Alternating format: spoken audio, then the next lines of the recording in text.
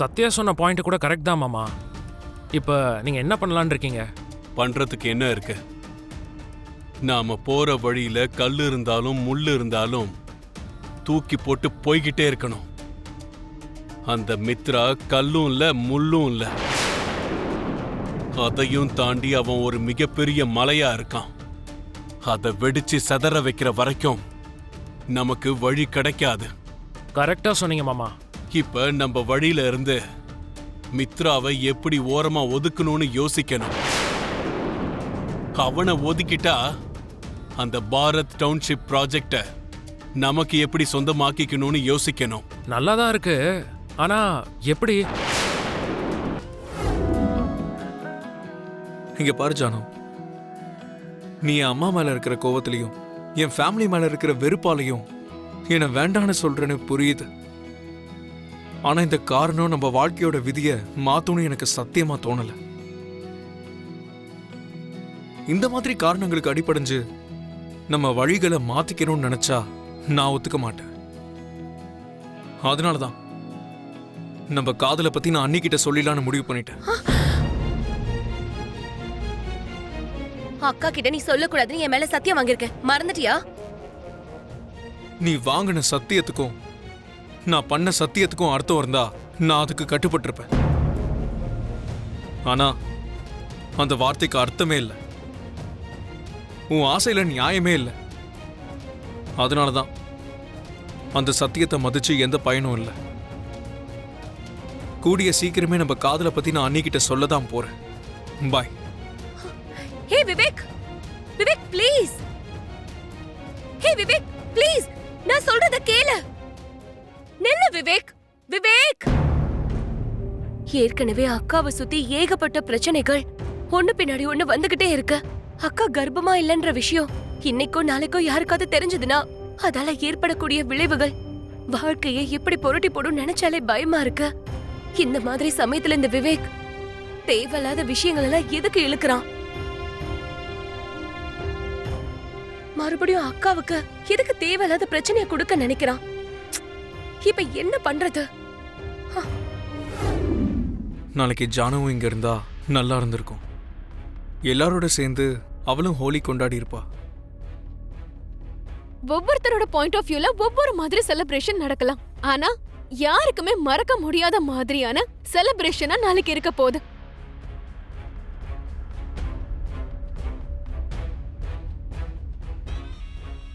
மனிஷா ஏதோ பெருசா பிளான் பண்ணியிருக்கா போல இருக்கு.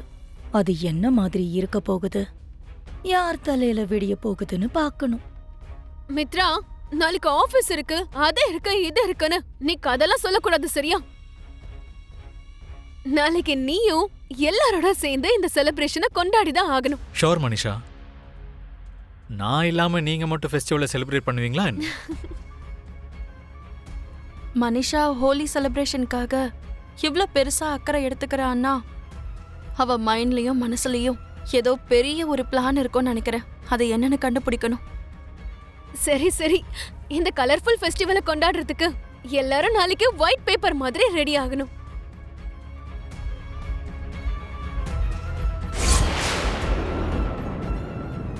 ஓஹோ, இவங்கெல்லாம் நாளைக்கு செலிப்ரேஷன் மூட்ல இருக்க போறாங்களா? இவங்க செலிப்ரேஷன் மூட இவங்களுக்கே ஆப்பு வைக்கிற விதத்துல மாத்திரம். என்ன பிளான்? என்ன பண்ண போற? எப்படி லக்ஷ்மியா டார்கெட் பண்ணிருக்க? நாளைக்கு ஹோலி பண்டிகையோட ஒரு பகுதியா நிறைய செலிப்ரேஷன்ஸ் நடக்க இருக்கு. அத சாக்கா வச்சு லக்ஷ்மி மனசுல இருக்கிற எல்லா உண்மையும் வெளியே கொண்டு வர பிளான் போட்டிருக்கேன். அவ கர்ப்பத்தை பத்தியும் அவ வயித்துல இருக்கிற ஒரு பொய்யான குழந்தைய பத்தியும் உண்மைய வெளியே கொண்டு வர போறேன் ஆண்டி. கிரேட். கிடைக்கிற எந்த வாய்ப்பையும் மிஸ் பண்ணாம முயற்சி பண்றியே. அதான உண்மை ஆண்டி. என் வழியில குறுக்க நிக்கிற ஒரு பெரிய மலை அந்த லக்ஷ்மி. அந்த மலைய வழியில இருந்து நீக்கணும்னா ஒரு பெரிய திட்டத்தை போட்டுதானே ஆகணும். அதனாலதான் கிடைக்கிற எந்த வாய்ப்பையும் நான் மிஸ் பண்ணாம பிளான் போட்டுக்கிட்டே இருக்கேன். ஏதோ ஒரு எக்ஸ்பெரிமெண்ட் பண்ணிக்கிட்டே தான் இருக்கேன். இந்த தடவை பண்ற எக்ஸ்பெரிமெண்ட் பலன் கொடுக்கும்னு நினைக்கிறியா? கண்டிப்பா ஆண்டி. இதுக்கப்புறம் லக்ஷ்மியோட சரித்திரம் நந்தன் குடும்பத்து முன்னாடி ஒரே அடியா பறக்க போகுது. மித்ரா பார்வையில லக்ஷ்மின்ற பெயரை கேட்டாலே அவனுக்கு வெறுப்ப ஆரம்பிக்கும். அதுக்கப்புறம் கூடிய சீக்கிரமே லக்ஷ்மின்ற இடம் இந்த குடும்பத்தை விட்டு நீங்கிடும். அந்த இடத்துக்கு இந்த மனுஷ வர நேரம் வந்துருச்சு. அது இருக்கட்டும், நீ என்ன பண்ண போற? இப்பவே சொல்லிட்டா என்ன த்ரில் இருக்க போதா ஆண்டி? நாளைக்கு நீங்களே பாருங்க. எனி ஹவ், உன்னோட எக்ஸ்பெரிமெண்ட் சக்சஸ் ஆகட்டும். All the best. Thank you so much aunty. நாம மித்ரா நந்தன ப்ராஜெக்ட்ல இருந்து எப்படி நீக்கிறதுன்னு முதல்ல ப்ரிப்பரேஷன் பண்ணுவோம். மாமா, எப்படியாவது இந்த ஹோலி பண்டிகையை சாக்கா வச்சுக்கிட்டு அந்த மித்ராவை நம்ம ரூட்ல இருந்து எடுத்தாகணும். அது மட்டும் நடந்துருச்சுன்னா யாருக்கும் கிடைக்காத அந்த பாரத் டவுன்ஷிப் ப்ராஜெக்ட் நம்ம கைக்கு வந்து சேரும். இதெல்லாம் நல்லா தான் இருக்கு. ஆனா நீங்க என்ன ஐடியா வச்சிருக்கீங்க? அந்த மித்ராவை நீங்க என்ன பண்ணலான் இருக்கீங்க மாமா? டேய் ஆகாஷ், நல்ல விஷயம் செய்யணும்னா அளவுக்கு அதிகமா நாம யோசிக்கணும். ஆனா ஒருத்தனை காலி பண்ற வேலை செய்யறதுக்கு வாய்ப்புகள் நமக்கு எதிர்பாராத விதத்துல தேடி வரும். அப்படி தேடி வர அந்த வாய்ப்பு நாம எதிர்பார்க்காத அளவுக்கு வந்து சேரும். இந்த மாதிரி விஷயத்துல நீங்க பயங்கரமா எக்ஸ்பர்ட் ஆயிட்டீங்க மாமா. உங்க ஃபுட் பிரிண்ட்ஸை ஃபாலோ பண்ணா மட்டும் போதும், இந்த உலக ஞானம் மைண்ட்ல லாக் ஆகி அப்படியே உட்காந்துரும். டேய் ஆகாஷ், ஆரம்பத்துல இருந்து நீ அதை தான் பண்ணிக்கிட்டு இருக்க. என்னோட ஸ்டைல் கண்டிப்பா உனக்கு வரும். நான் என்ன பண்றேனோ அது உனக்கு பழகிடும். சரி, நீ முதல்ல டாக்டர் சுரேஷுக்கு கால் பண்ணு. நான் என்ன பண்ண போறேன்னு அதுக்கப்புறம் நீயே புரிஞ்சுப்ப.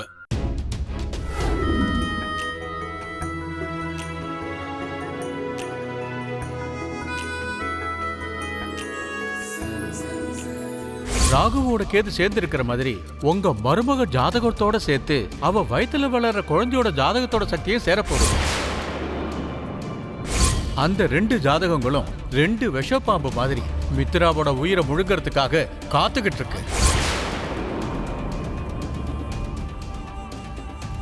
அரவிந்தா, என்னாச்சு? ஏன் ஒரு மாதிரியா இருக்கு? எதுவும் இல்லைங்க. எங்க பாரு அரவிந்தா, இன்னைக்கு எல்லாரும் சந்தோஷமா கொண்டாடுற ஒரு நாள் இது. இந்த மாதிரி நேரத்துல நீ எதையோ இழந்த மாதிரி இருந்தா நல்லாவா இருக்கு? அதெல்லாம் ஒண்ணும் இல்லைங்க, நான் நல்லா தான் இருக்கேன். அப்படின்னா நீயும் எல்லாரோட சேர்ந்து நல்லா ஆக்டிவா பார்ட்டிசிபேட் பண்ணணும். அதை விட்டு வானமே இடிஞ்சு தலைமையில விழுந்த மாதிரி இப்படி டல்லா இருக்க கூடாது. சரி அத்தை, பூஜையை ஆரம்பிங்க.